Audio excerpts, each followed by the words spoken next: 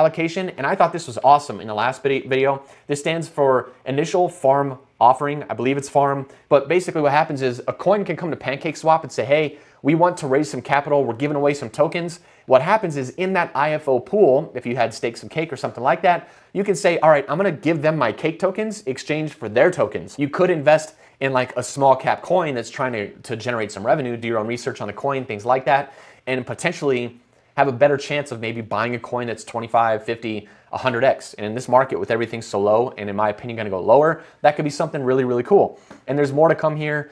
One thing I liked, no change to the good old burn. And the burn is something that I talked about a lot in the last one. This was something that they changed. They used to have like, it's now 364,000 daily, but it used to be something much more. I can't remember the exact number offhand. I want to say it was like 1.15 million tokens per year or something, or per day. Now it's 364,000 cake tokens per day, and now it's capped. So with that cap, you might be saying, all right, well, how close are they to actually running out of tokens to emit, right? How long can this go? Here's how they came up with their logic. Assuming no changes, a supply cap, they have about a 3-year runway for this with this current emissions, and they could reduce the emissions over time to draw that out, and there's going to be burn. So depending on if the burn is a variable rate, then it might go that, you know, more is burned, so that the supply cap can increase maybe. I'm not entirely sure, but they're comparing it to SushiSwap, Uniswap, and Trader Joe over on AVAX. So they're trying to stay in line with some of these other DEXs that they're competing with. Timeline and implementation, obviously, they don't have that yet. I kind of touched on that. Here they are comparing to the other DEXs. So SushiSwap has a max supply 250 million, Trader Joe 500.